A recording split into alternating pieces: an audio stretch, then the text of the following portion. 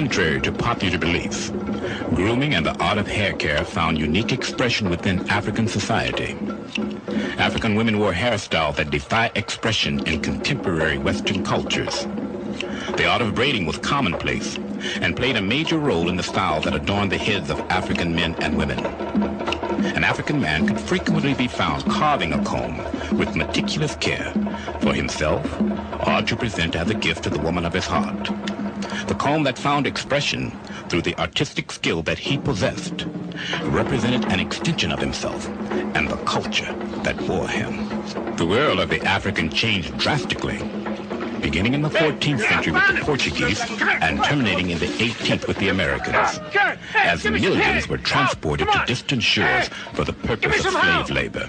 Needless to say, his comb did not accompany him to these far distant shores. Grooming would cease to the house slaves, whose responsibilities included preparing the master's food, had to make sure that her hair was covered at all times. In addition, due to her inability to comb it, for lack of a comb, she was understandably quite sensitive about its appearance. It was in this manner that the hair of the black woman disappeared from view until the latter part of the 19th century. Because of the semi-decent treatment that was afforded her, relative to that given the field slave, the house slave in time adopted an air of superiority when in the presence of field slaves. It bothered her that the master could not stand to look at her uncombed hair. She made sure that he would never have to suffer that experience. The black mother found grooming to be a difficult task for her and for her child. Don't comb that child's hair like that. You're combing it too hard. Don't comb it like that. Oh, Mama, I hope my child's hair don't come out like that. The black child came to associate grooming with pain due to the inability of the European-style comb to pass freely through his hair. The black mother, in time, came to dread the process and did not look forward to it. It was a painful experience for her and for her child.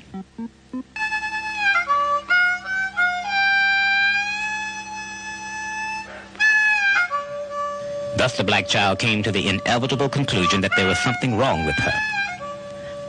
A virtue that this white girl possessed eluded her, a virtue that her own mother desired. She would do everything within her own power to attain it. Black men were developing grooming techniques of their own. Black men frequently applied axle grease to their hair to induce it to lay down and appear straight. To effect straightening of the hair, the slave employed a lye, lard, and potato mixture which he then applied to the hair. Lye, being extremely caustic, often left him with scalpel burns, which he was willing to endure in order to possess hair like his master. And the seed begins to leave its scars. But I don't want my hair cut. Everly, why do you always come to school with all this lint in your hair? Haven't I told you about cutting the class without combing your hair? Good morning, teacher. I cut Evelyn's hair for you. Good morning to you, too. Oh, I'm so glad. I'm just so glad to see him with this nice haircut. Mom, you know, that boy I was telling you about the other day, that Edward B., you know I got his mama to cut his hair off? Girl, me and your daddy didn't work all these years to send you to school, for you to go to school to change them kids. If they black, they black. If they got big nose, they got big nose. If they got a big mouth, they got big mouth. If they got curly hair, they got curly hair. So what you trying to change them for? We want you to put something in their head. The teachers, those to whom we look for salvation, could not save themselves from the inferiority syndrome. Innovative individuals like Madam C.J. Walker, who were responsible for influencing the black hair care movement, included George Johnson, who introduced the permanent relaxer among blacks. Now the black woman, like the white woman before her, had a way to chemically straighten her hair. It's a relaxer that you apply to it and it will straighten her hair. Will it straighten it out forever?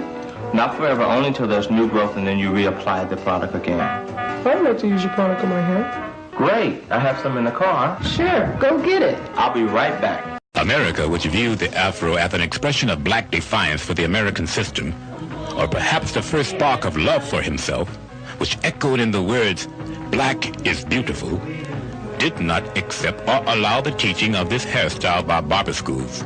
Students, for the next couple of days is going to be Students' Day. And today we're going to do Nancy's hair, and we're going to learn how to do lie relaxer. And tomorrow we're going to learn how to do press and curls. When are we going to learn how to do the afro? We don't teach that here. Well, a lot of my friends were, and I think it's something we need to learn.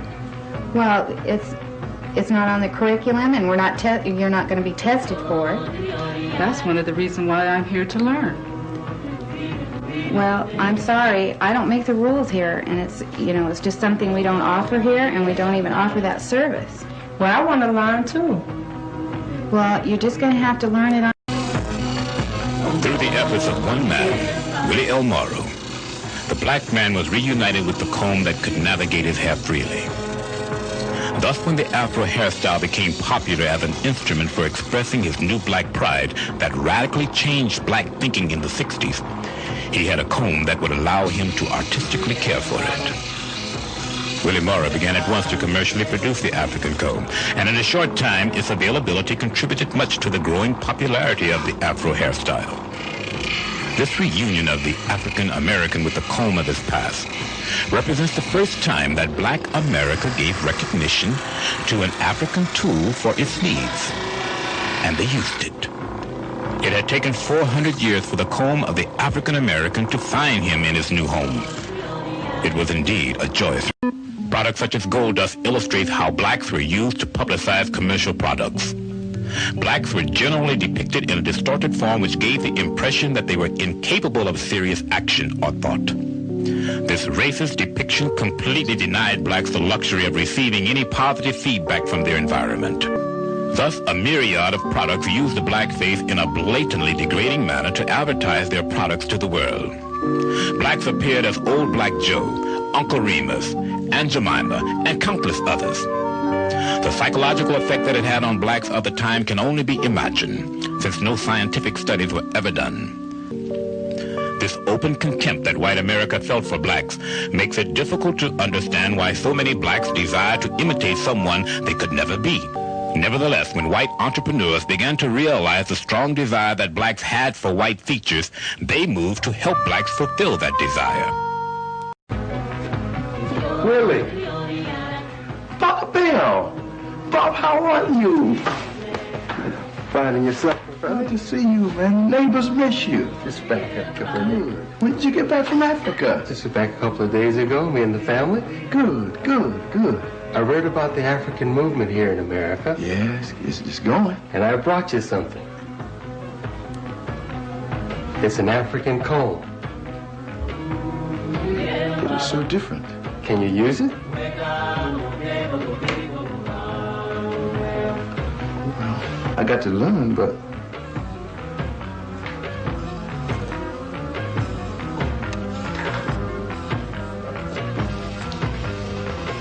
it works.